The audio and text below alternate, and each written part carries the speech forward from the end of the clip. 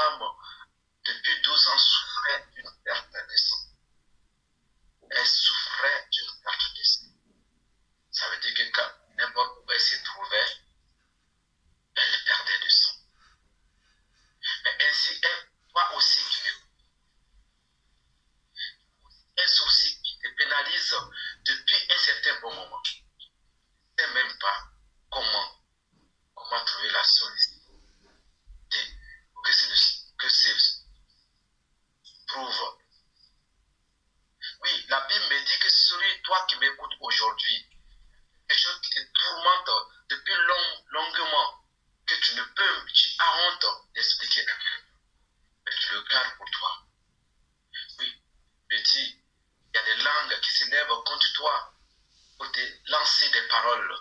Oui, des paroles que toi, tu encaisses, mais tu cherches la solution, mais tu ne la trouves pas. Tu cherches la solution, mais tu ne la trouves pas. Tu cherches la solution, mais tu ne la trouves pas.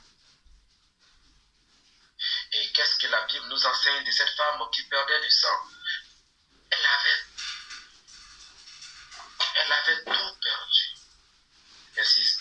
Elle avait beaucoup souffert entre les mains de plusieurs médecins. Ceux que nous avons confiance qu'ils peuvent nous sauver de toute maladie. Elle a donné tout ce qu'elle avait comme argent. Et elle n'avait plus. Sachant que le sang ne s'arrêtait pas. Sachant que sa souffrance ne faisait que s'augmenter. Sachant que toi qui m'écoutes, tu as travaillé durant des années, durant longtemps, mais tu n'arrives pas à joindre l'aide. Oui, tu es dans la gueule des personnes qui est en train de se proclamer, de te parler, de dire des choses qui te blessent, et tu ne sais pas comment trouver la solution. Oui, tu ne sais pas comment trouver la solution. Tu te poses des questions, même quand tu dors, tes yeux sont éveillés, parce que tu ne sais même plus où te diriger. Tu ne sais même plus ce que faire. Et en ce moment, il y a des moments où tu te penses, tu te dis, est-ce qu'il ne faudrait pas que je parte voir une banque pour me donner un crédit pour payer mes dettes? Et ça m'arrangerait pour que je puisse les payer doucement. Ça, c'est le chemin du diable.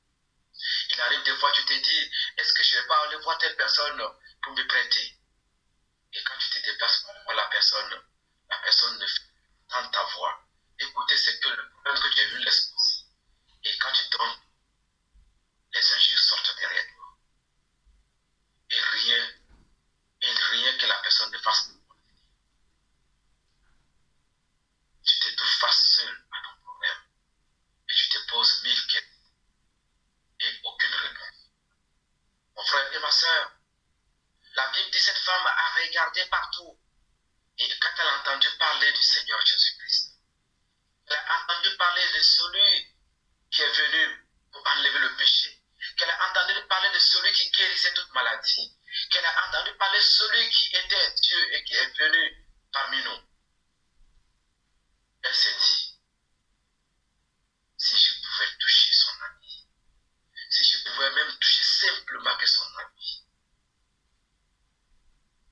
La première chose, la première parole qui sort de sa bouche, la première chose que l'homme doit faire d'abord, parler.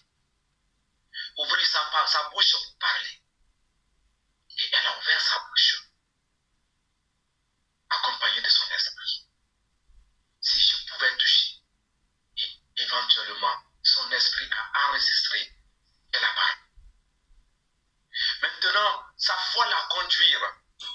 Deuxième chose, sa foi l'a conduire, aller contre ce qu'elle a parlé. Ainsi est toi aussi. Ton esprit, viens auprès de celui qui sauve. Viens auprès de celui qui a le repos. Et engage-toi par ta foi. Engage-toi de ce que ton cœur te dit.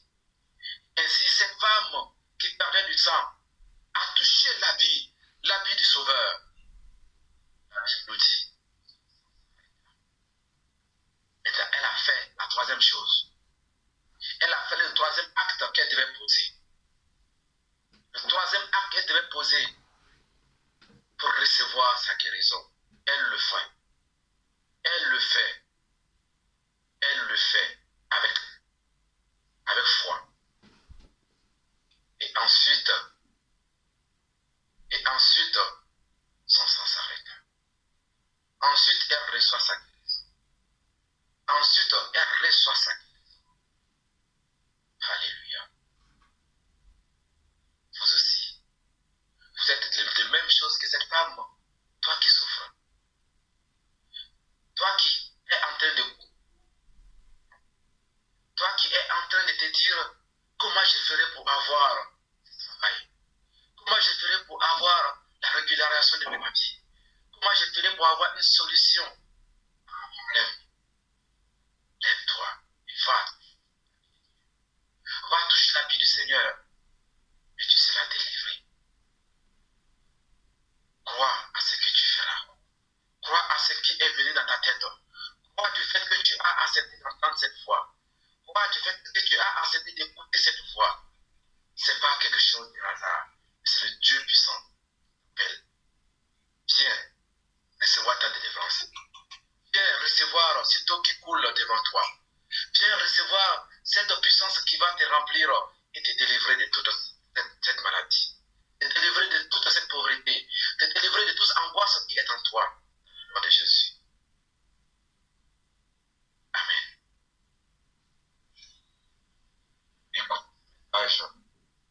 Écoutez ce message et mettez foi. Mettez votre foi en pratique. Au deux est d'agir. Il n'aurait pas été utile à cette femme d'avoir dit « Si je peux toucher ses vêtements, je serai guéri », sans agir également. Nos actions nous élèvent ou nous rabaissent. Selon nos actions, nous recevons ou sommes empêchés de recevoir. La femme avec la perte de sang a parlé et agi en conséquence. Elle a touché les vêtements. L'étape numéro 3 est de recevoir. D'abord, la femme a parlé. Elle a confessé sa foi. Alors elle a agi sur cette foi en tendant la main et en touchant le maître. Troisième étape, elle a reçu sa guérison. Elle sentait dans son corps qu'elle était guérie de la maladie. Remarquez que le sentiment de guérison épouse la parole et l'action. La plupart des gens veulent le sentiment et la guérison d'abord. Alors ils pensent qu'ils devront le dire et le faire. Mais ça ne marche pas comme ça. Vous devez d'abord parler et agir. Ensuite, vous aurez le sentiment de la guérison. Jésus aperçut que la puissance était sortie de lui. Le monde entier est devenu préoccupé par les bombes nucléaires parce qu'elles libèrent des matières radioactives dans l'atmosphère, une puissance qui ne peut être vue ou ressentie, mais une puissance mortelle et dangereuse. Pourtant, il existe une puissance invisible à l'œuvre sur la Terre qui n'est ni mortelle ni dangereuse. Cette puissance est toujours présente partout. Cette puissance peut nous délivrer de tout ce qui nous lie ou nous blesse. C'est la puissance de Dieu. L'étape numéro 4 est de témoigner. Le verset 33 nous dit que la femme avec la perte de sang a dit ce qu'elle avait fait. Jésus veut que nous témoignions afin que les autres puissent recevoir. La première étape dans l'écriture de notre propre billet est de parler. La quatrième étape est de témoigner. Il existe une différence. Au début, la femme a dit ce qu'elle croyait. Puis elle a raconté ce qui s'était passé. Nous devons dire certaines choses dans la foi avant de les recevoir de Dieu. Les gens disent la mauvaise chose parce qu'ils croient la mauvaise chose. Quand ils commencent à croire et à dire la bonne chose, c'est ce qu'ils auront. La Bible dit dans 1 Samuel chapitre 17, 45 à 47, versets 49 à 50 et verset 54. David dit aux Philistins, « Tu marches contre moi avec l'épée, la lance et le javelot, et moi, je marche contre toi au nom de l'Éternel des armées, du Dieu de l'armée d'Israël, que tu as insulté. Aujourd'hui l'Éternel te livrera entre mes mains, je t'abattrai et je te couperai la tête. Aujourd'hui je donnerai les cadavres du camp des Philistins aux oiseaux du ciel et aux animaux de la terre.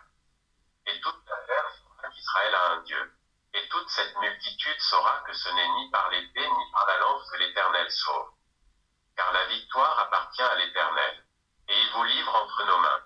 Il mit la main dans sa gibecière, il prit une pierre, et la lança avec sa fronde, il frappa le Philistin au front, et la pierre s'enfonça dans le front du Philistin, qui tomba le visage contre terre. Ainsi, Avec une fronde et une pierre, David fut plus fort que le Philistin. Il le terrassa et lui ôta la vie, sans avoir d'épée à la main. David prit la tête du Philistin et la porta à Jérusalem, et il mit dans sa tente les armes du Philistin. Quand David a tué le géant avec sa fronde de berger, il savait qu'il pouvait écrire son propre billet avec Dieu. Il savait que Dieu ferait tout ce qu'il a dit. Dans les versets ci-dessus, nous voyons comment David a utilisé ces 4 étapes pour écrire son propre billet avec Dieu. Tout d'abord, il a dit, « Aujourd'hui, le Seigneur te livrera entre mes mains. » David avait la foi, pas en sa propre force, mais dans la force de son Dieu. David savait que de sa propre force, il était impuissant contre ce Philistin. Mais il ne faisait pas confiance à sa propre puissance. Il se confiait à l'Éternel. Si David avait été conduit par ses sens naturels, s'il avait écouté le raisonnement humain, il aurait su qu'il serait impossible de tuer un géant avec une fronde de berger. Mais il s'était accordé avec la voix intérieure de la foi, pas la voix extérieure du raisonnement humain, et la victoire fut sienne. Il a reçu la victoire pour les Israélites sur leurs ennemis les Philistins. Ceci est la 3e étape. Puis David a pris la 4e étape. Les nouvelles de la grande victoire du jour ont été publiées dans tout le pays. Et David prit la tête du Philistin et la porta à Jérusalem. Trop peu de gens savent qu'ils peuvent écrire leur propre billet avec Dieu. La raison pour laquelle Dieu n'a rien fait pour eux est qu'ils n'ont pas parlé, et qu'ils n'ont pas agi. Tout ce qu'ils ont aujourd'hui est le résultat de ce qu'ils ont dit hier. Si vous êtes au bas de l'échelle, c'est parce que c'est cela que vous avez cru. Si vous parlez et croyez de façon correcte, vous grimperez au sommet. Un pécheur peut-il utiliser ces 4 étapes pour écrire son propre billet avec Dieu? Le pécheur peut-il prendre ces 4 étapes pour le salut? Le passage suivant prouve qu'il le peut. La Bible dit dans Luc chapitre 15, versets 18 à 20 et verset 24. Je me lèverai, j'irai vers mon Père, et je lui dirai, Mon Père, j'ai péché contre le ciel et contre toi, je ne suis plus digne d'être appelé ton fils. Traite-moi comme l'un de tes mercenaires. Et il se leva et alla vers son père. Comme il était encore loin, son père le vit et fut ému de compassion, il courut se jeter à son cou et le baisa.